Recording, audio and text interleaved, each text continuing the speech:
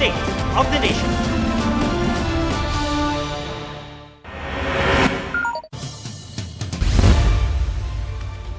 Magdedeposito sa bangko ang senior citizen na yan sa Santa Maria, Bulacan nang mahablot ang dala niyang mahigit kalahating milyong pisong cash. Nanutok pa ng baril ang salarin. Tumakas siya kasama ang nakamotorsiklo pero nahabol sila at naaresto. Huli rin ang isang kasabot nilang sidewalk vendor. Nabawi ang pera at na-recover ang baril at mga bala. Wala pang reaksyon ng mga sospek na ang isa ay dating pulis. Bago ngayong gabi, nag-abiso ang Maynila ng bagong schedule ng paghahakot ng basura. Kasunod ito ng abiso ng MMDA na magtambak na sila sa landfill ng San Mateo, Rizal. Ngayong sarado na ang landfill sa Navotas. May report si Katrina Son. Mas malalaki at akma sa mas malayong biyahe itong mga bagong truck ng basura ng lungsod ng Maynila. Hahakutin ng mga ito ang mga basurang dinadala sa sorting facility ng lungsod para itambak sa New San Mateo Sanitary Landfill sa Rizal at hindi na sa kalapit na Navotas Landfill. Now it's going to be more than a dozen or about 50 to 70 kilometers away from the city of Manila. Magkakaroon ng time and motion challenges ang pagpanik-panaog ng paghakot ng basura at pagtapon nito. Batay sa final notice ng MMDA, hanggang ngayong araw na lang, August 26 ang operasyon ng Navotas Landfill. Kaya dapat maglipat ng tapunan ng basura ang Maynila epektibo bukas, August 27. Sabi ng MMDA, Pebrero pa ang kanilang notice. With the closure ng Navotas, dalawa lang po yung options, which is San Mateo o Rodriguez. Mas malapit po nga yung San Mateo. Bukas, sisimulan na sa Maynila ang scheduled na pangungolekta ng basura. Pangamba ng ilang Manilenyo, baka bumagal at tumagal ang paghahakot ng basura ng lungsod na naging krisis pa nga ngayong taon. Baka isang biyahe na lang yun. Hindi na mahirap ang makadalawang biyahe yun. Malayo na po, mahirapan na po. Mahirapan na po siguro silang kumuha. Ito nga lang pong malapit, diba? Hindi makuha-kuha. Ngayon pa, lalong malayo na. Kawawa naman kami rito. Mas tatagal po, mas marami po yung basura na maiipon dito sa lugar. Kokolektahin pa rin ho. Kaya lamang baka magkaroon ng delay ng konti within the day. Dahil sabay-sabay po magtatapon ng basura ang 6 na syudad sa Metro Manila papuntang Commonwealth sabay-sabay at papuntang San Mateo Rizal na sabay-sabay din pipila. Nagkasabay-sabay na ang malalaking truck, babagal, pati turnaround, babagal din. Pagtitiyak ni Moreno, kahit malaking pagsubok ito at kailangan ng malaking pondo, ginagawan daw nila ito ng paraan.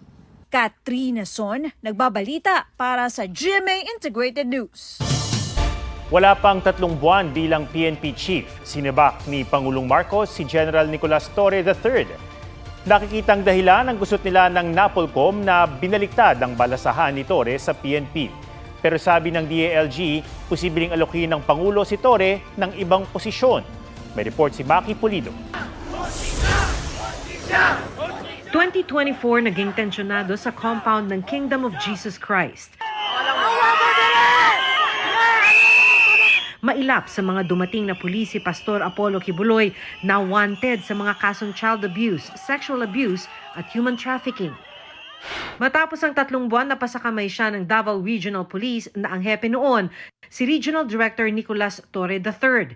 Sa loob ng 2 linggo, na-promote si Torre bilang hepe ng Criminal Investigation and Detection Group. Bilang CIDG Chief, si Torre mismo ang nagsilbi ng arrest warrant ng International Criminal Court kay dating Pangulong Rodrigo Duterte para sa kasong Crimes Against Humanity, Marso ngayong taon. Hihilain ko yan. Hihilain ko yan. Naku, maniwala ka, hihilain ko yan. Ang pagtupad sa 2 malalaking misyong ito idinahilan ng palasyo sa pagluklok nitong Hunyo kay Torre bilang ika-31 hepe ng pambansang pulisya at kauna-unahang nanggaling sa PNP Academy. Si Presidente always demands performance. Kahit na ano yung pinagawa sa iyo, you must exhibit some high degree level of performance. Bilang PNP chief, inilunsad niya ang 5-minute response time ng mga pulis. Kumasa rin siya sa hamon na boxing ni Davao City Vice Mayor Baste Duterte na kahit hindi sinipot ng alkalde ay tinuloy niya at ibinigay ang proceeds ng exhibition match sa mga biktima ng kalamidad. Todo puri pa sa kanya si Pangulong Marcos sa kanyang huling State of the Nation address. Sama na rin natin yung bago nating kampiyon, si PNP Chief Nick Torran.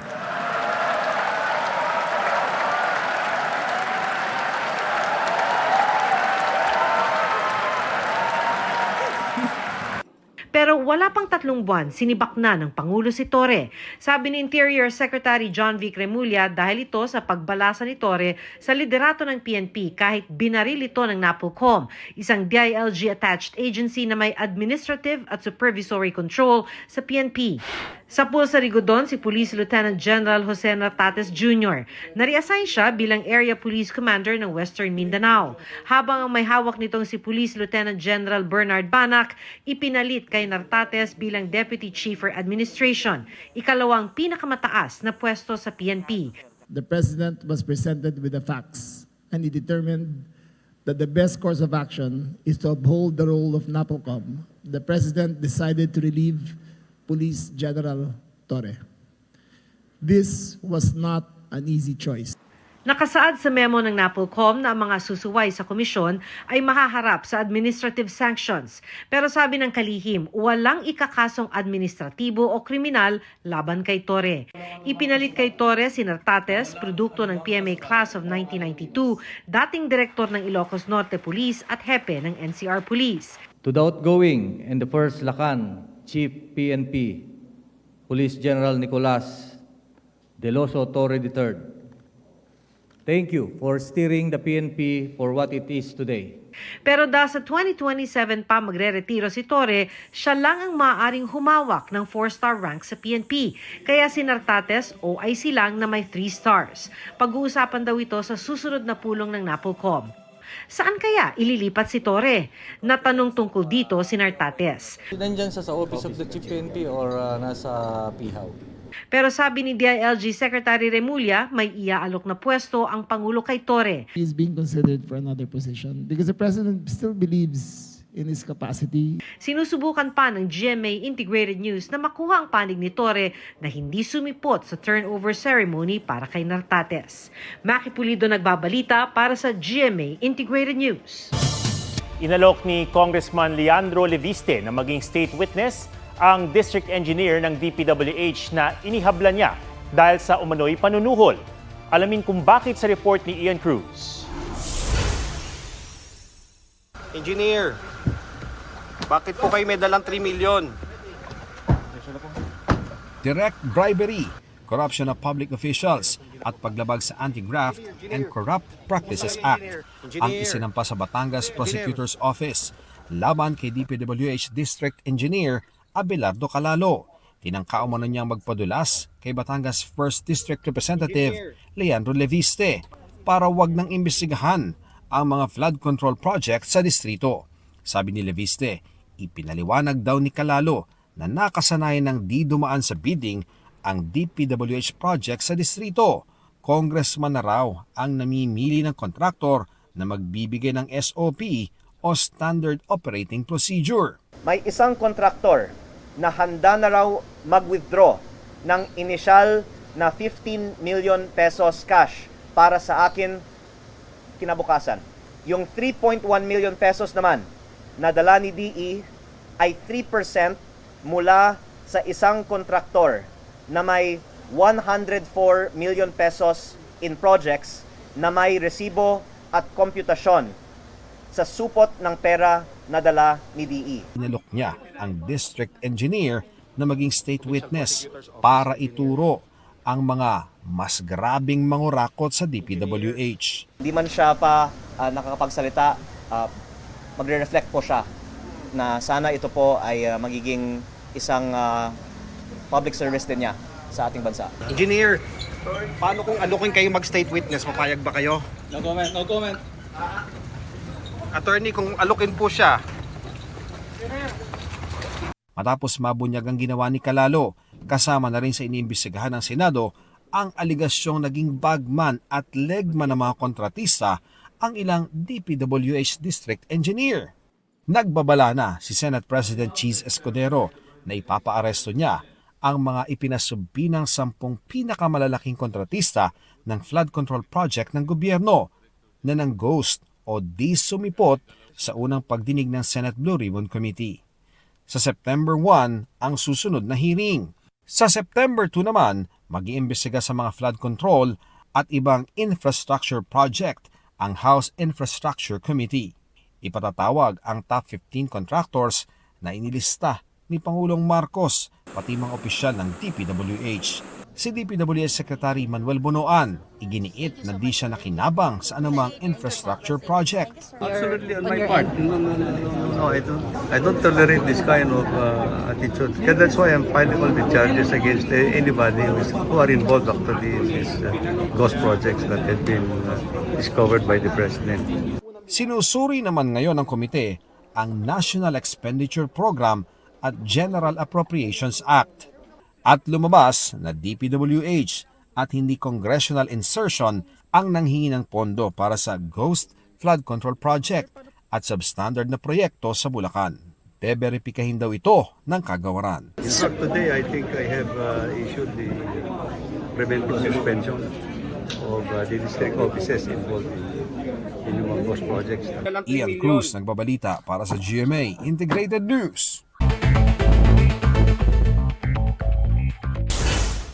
13 pulis Pasay sinibak at kinasuhan matapos mamatay ang isang inaresto na nasa kanilang kustudiya. Asphyxia due to manual strangulation. Ang sanhi ng kamatayan ni John Paul Magat na ayon sa pulisya ay nagpubiglas daw ng arestuhin noong August 5. Ilang oras matapos madala sa presinto, dumaraing daw si Magat at nakiusap na dalhin siya sa ospital. Through CCTVs, nakita namin yung talagang totoong nangyari.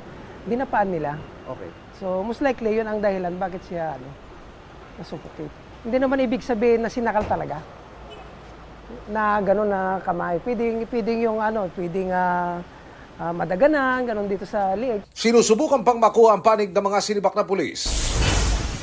Suspect sa illegal na pagbebenta ng beep cards online arestado, halos 200 piso ang benta kada card, imbes na 30 pesos. Wala pang reaksyon ng suspect na nahaharap sa iba't ibang reklamo. Bansang Croatia nangangailangan ng mga Pinoy worker. Libu-libong trabaho sa mga hotel ng kanilang alok. Inaayos ng Croatia at Pilipinas ang government-to-government o direct application sa pamamagitan ng Department of Migrant Workers. Isa pang set ng Dalian train buibiyahe na sa MRT3. Kabilang ito sa mga tren na binili noong 2014 pero hindi agad nagamit dahil sa issue umano sa bigat at power supply. Emil Sumangil nagbabalita para sa GMA Integrated News. Maulan pa rin sa ilang lugar sa bansa at sa susunod na buwan, ayon sa Pag-asa, maaaring umira ang panandaliang La Nina at maulit ang hilera ng mga mapaminsalang bagyo noong isang taon. May report si Ivan Mayrina. Umapaw ang Tamborong Creek sa Lakaselyan na Negros Occidental dahil sa malakas na buhos ng ulan. 20 bahay ang pinasok ng tubig. Ayon sa opisyal ng barangay Biak na Bato, naipon sa creek ang mga tumigas na lahar mula sa nagdaang pagputok ng Bulkang Kanlaon. Ipinarating na raw ng lokal na pamahalaan sa Negros Occidental Provincial Government ang planong clearing operation sa mga ilog na nasa loob ng protected area ng Bulkang Kanlaon. Ngunit wala pa silang natatanggap na permit. Unusual yung baha dito. Ngayon inaabot na yung mga bahay. Nasa state of calamity na ang Buluan, Maguindanao del Sur, bunsod ng malawakang pagbaha dahil sa 3 araw ng pag-ulan. At pag-apaw ng mga ilog na konektado sa Rio Grande de Mindanao. Sa datos ng MDRMO, halos 4,000 pamilya mula sa 5 barangay ang apektado. Mahigit 6,000 pamilya naman ang apektado ng pagbaha sa barangay Masarawag, Ginubatan, Albay. Sa Talisay, Cebu, sugutan ng isang habal-habal driver matapos mabagsakan ng tipak ng bato ang malakas sa pag-ulan ng sinasabing dahilan ng landslide mula sa bahagi ng bundok. Sa datos ng DSWD, umaabot sa 8,600 na pamilya ang naapektuhan ng low pressure area at habagat. May nakahanda raw ang ahensya na 2.1 billion na family food packs. Magbibigay rin daw sila ng financial assistance kung kakailanganin. Ang Pag-asa naman nagbabala sa inaasahang pag-iral sa Setyembre ng madalian o short-lived La Nina. Posible raw maulit ang parada o hilera ng mga mapaminsalang bagyo noong isang taon na sinasabing epekto ng La Nina. Itong last quarter ng ating 2025 ay medyo mas maulan, higher probability ng above normal rainfall sa mga areas na identified based on the forecast dun sa in terms of rainfall impacts. Inaasahan ng Pag-asang 2 hanggang 4 na bagyo sa Setyembre. Ivan Mayrina nagbabalita para sa GMA Integrated News. Sa katatapos lang na 37th PMPC Star Awards for Television, Best TV Station ang GMA Network, Best News Program ang 24 Oras, Best Morning Show ang Unang Hirit at ang mga host nito ang Best Morning Show hosts. Ang Kapuso Mo Jessica Soho ang Best Magazine Show, Best Public Service Program ang Wish Ko Lang, Best Lifestyle Travel Show ang Pinasarap sa GTV at ang host na si Cara David ang Best Lifestyle Travel Show host. Best Documentary Program host sina Cara David, Sandra Aguinaldo, Howie Severino, Atom Araulio, Mav Gonzalez at John Consulta ng Eyewitness. Best Documentary Program naman ang The Atom Araulio Specials. Best Celebrity Talk Show ang Fast Talk with Boy Abunda at si Boy Abunda ang Best Celebrity Talk Show host. Best Game Show host si Ding Dong Dantes para sa Family Feud. Best New Male TV Personality si John Clifford ng Pepito Manaloto na itinanghal ding Best Comedy Show. Best Child Performer si Ewan Micael. Best Drama Anthology ang Magpakailanman. Best Single Performance by an Actor si Alden Richards para sa Magpakailanman episode na Sa Puso at Isipan, The Cantillana Family Story. Best Single Performance by an Actress si Rochelle Pangilinan para sa Magpakailanman The Abused Teacher. Best Primetime TV Series ang Maria Clara at Ibarra. Best Daytime Drama Series ang Abot Kamay na Pangarap. Best Miniseries ang Walang Matigas na Pulis sa Matinik na Misis. Best Drama Actress si Rian Ramos para sa Royal Blood. Best Drama Actor si Joshua Garcia para sa Unbreak My Heart na collaboration project ng GMA, ABS-CBN at View Philippines. Best Comedy Actress si Chariz Solomon. Best Comedy Actor si Paulo Contis. Best Variety Show ang It's Showtime sa GTV. Habang ang isa sa hosts nitong si Kim Chu ang Best Female TV Host. At Herman Moreno Power Tandem naman ang iginawad kina Barbie Forteza at David Licauco. Pinarangalan din ng mga block timers sa GMA at GTV.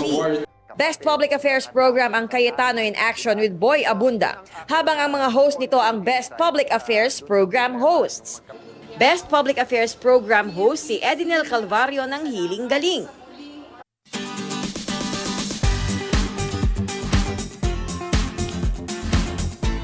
Ngayong International Dog Day, inspirasyon ng hatid ng isang Aspin survivor. Siya si TikTok na dating ibinalita na pinuntirya ng 5 pana, nakasabit sa bakod at nakatali ang lieg. Matapos siyang i-rescue at operahan, masigla at maliksi na ngayon si TikTok at lumahok pa sa fun run.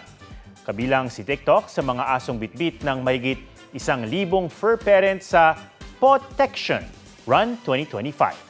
6 na buwan na nagpagaling si TikTok at inalagaan ng isang animal NGO. Panawagan ng grupo sa publiko, protektahan ang mga stray at rescue animals gaya ni TikTok.